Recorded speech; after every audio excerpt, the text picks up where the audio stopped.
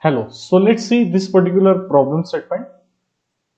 So here we have a question: given an array of n integers, write a program to find out the smallest element from the array, the largest element from the array, and the second largest element from the array.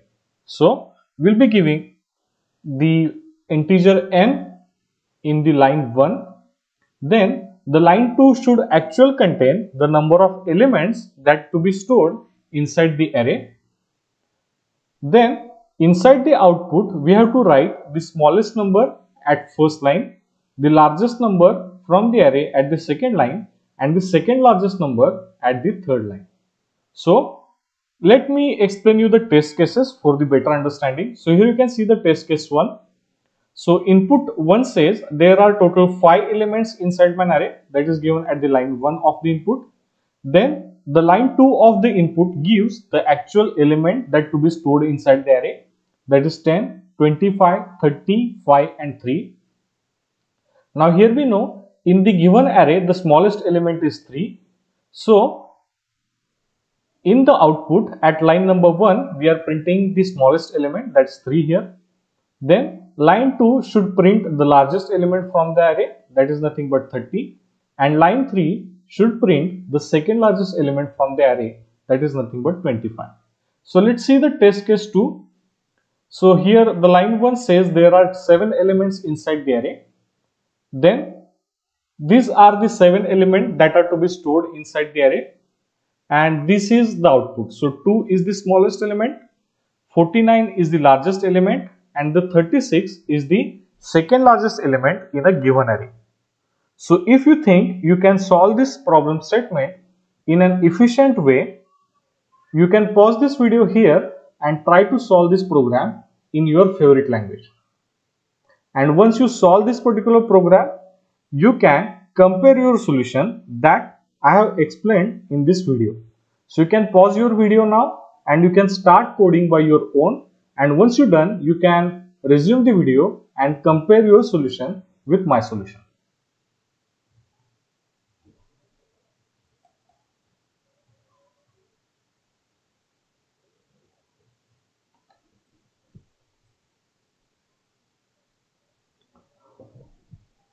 So in order to explain this problem statement, we have taken a sample array. Now these are the elements inside a sample array. So there are total 7 elements.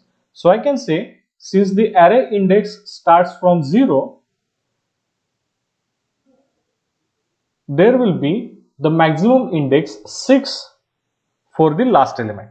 So let's call this particular array as ARR. Now ARR is the array of 7 elements. Now we are supposed to find out the largest, smallest and the second largest element from the given array. So how we can do that? So currently we'll create 3 variables. First is LG for storing the largest element. Then second variable will be SLG for storing the second largest element, and the third variable SM for storing the smallest element. Now currently we'll assume that the element at the index 0 is the largest, smallest, at the same time it is the second largest, because this is the only first element that we are observing. So I can say currently the element at index 0 will be both largest, second largest and the smallest, since we have observed only first element. So I can say LG is nothing but 36, SLG is again 36 and SM is again 36, that is element at the index 0. Now we have to go on comparing every element inside an array. We have to go on comparing every element inside an array with LG, SLG and SM till the end of the array. So till the last index of an array, in such a way that I can say the element inside an array is the largest if it is larger than the LG. So I can say if any element inside the array is larger than LG, I can say the new LG will be that particular element. Now, since I have find out the new largest element, whatever the previous largest element is there will become the second largest. Now, the criteria for the smaller or the smallest element will be exactly opposite. Whatever the element I get from an array, if that element is smaller than the SM, then I can say we have find out the new smallest element from an array. So we have to repeat this particular step till the end of the array. So what I can say, we'll first of all scan this element, that is the element at the index 1. So I can see the element at index 1 is 14. So I have to compare 14 with LG. So whether 14 is larger than 36? No. So keep LG as it is. Now whether 14 is not larger than 36, so there is no need to change the SLG, or we can check whether the 14 is larger than SLG. So if yes, we can change the SLG. So I can say SLG will not be changed since 14 is not larger than 36. So SLG will remain same. Now we'll compare 14 with SM. Now since 14 is less than 36, I can say at this particular point the new value of SM will become 14 now. Now we'll go to the next element, that is nothing but ARR of 2. Now we have to check whether the ARR of 2, that is the element with value 2, is larger than LG. No. So I can keep LG as it is. Now whether 2 is larger than SLG? No. So I can keep SLG as it is. Now whether 2 is smaller than SM? Yes. So I have to modify the value of SM, and whatever the new element that we have scanned, we have to assign it to the SM. Now what will happen here? So I can say at index 3 we have the element that is nothing but the 49. Now we have to compare 49 with LG. Now since 49 is greater than the LG, I can say new LG will be 49, but before that, since we have find out the new largest element, whatever the previous largest element is there, that is going to become a new second largest element. So I can say first of all we'll assign the value of the previous largest element to SLG, which is as it is, that is 36, and whatever the new largest element that we have found, we'll assign it to the variable LG. Now since 49 is not smaller than the SM, I'll keep the SM as it is. So in the similar way, you have to do the comparison with rest of the elements in an array till we get the very last element inside the array. And once you cover all the elements, you will have the final value of largest element stored inside LG, smallest element stored inside SM, and the second largest element stored inside the SLG. Now let's see how we can write this particular program. Now in order to write this particular program, I am going to use the dev C++ as my IDE and will be writing a C program, since most of the people are familiar with the C programming. So first we'll include our input output library, and we'll try to save it with the name 1.c. Now since it is a source code file, C source code file, now let's write a main function. So I'll write int main. Now first, in a first line, we are supposed to take the input from the user, where we are getting the information about how many elements are there inside my array. So that need to be taken. So the first line should contain the number of elements from the array. So let's see. So we'll call this particular variable as size, and we'll scan that from the user. So I can say scanf %d ampersand size. Now the next thing is, once the user enters the size, we have to scan the element inside an array. So for that we have to prepare an array first of all, whose size is equal to the variable size. So I can say this is an integer array and name of the array will be ARR and its size will be equal to the variable size.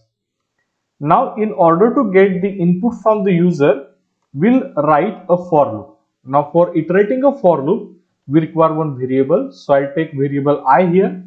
So I is equal to 0, I is less than size I plus plus, and we are going to scan every element inside an array at index I. So I can say scanf %d ampersand ARR of I. So here we are getting information about each and every element inside an array. Now here we have to identify the smallest, largest and the second largest.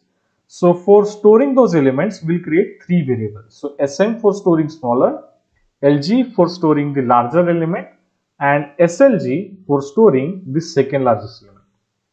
Now as I already said, we'll assume that we have only first element inside an array, and since we have the only one element currently, we can say this will be the largest, smallest as well as the second largest element. Now this is just an assumption. Now in order to write our conditions, we need to write a for loop once again, because we need to compare every element inside an array with our smaller, larger and the second larger element. Now since we have already assigned the index 0 here, no need to start again from the index 0. So I'll start from index 1 and I'll go till size. Now what is the condition? I can say my element is smallest if it is smaller than the SM. So I can say if my element at index I inside an array is smaller than SM, then I can say this particular element is the smaller element. So I can say the new value of SM will be nothing but that particular element. Otherwise, what I can write, if whatever the array element is larger than the LG, then I can say this can be the largest element from the array. So I can say the new largest element will be the element inside an array, that is ARR of I. But the important thing is,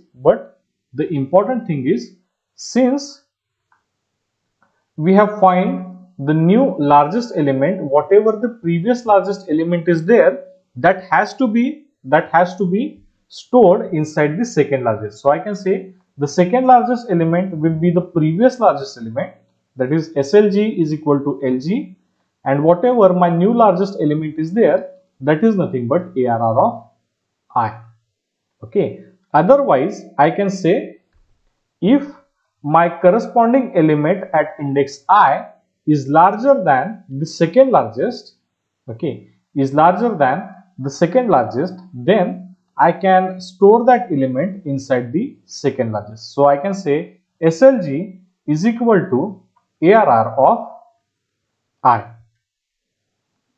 Now I think we have done all the comparisons and we have done all the assignments.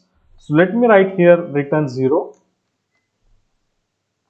Okay, and let's try to compile this particular program. Okay, now you can see the program compiled with 0 errors and 0 warnings, and let's run it. Now currently we'll use the test case 1. So we have the 5 elements inside the array. Now first element is 10, the second is 25, the third is 30, fourth is 5 and fifth is 3. Okay, yeah, so as you can see nothing is printed. The reason behind this is I have forgotten to print the elements. So let's print it.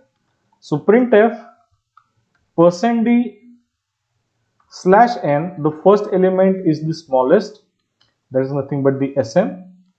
Then second, printf %d /n, the element larger, that's LG. And At third, we have to print the second largest. So SLG. Now let's compile it once again, and now let's try to run it. So 5, 10, 25, 30, 5 and 3. Now as you can see, 3 is the smallest element, 30 is the largest one and 25 is the second largest one. Now let's try to run it with the test case 2 input. Now this time I have 7 elements inside the array. The first element is 36, then 14, then 2, then 49, then 10 and then 6. Yeah, so one element is remaining, that is nothing but 9. Now here you can see the smallest element is 2, the largest element is 49 and the second largest is 36. Now this is how you can write the program for finding out the largest, smallest and the second largest element in an efficient way. Now since we have used here a single for loop, I can say my program will have the complexity as big O of n.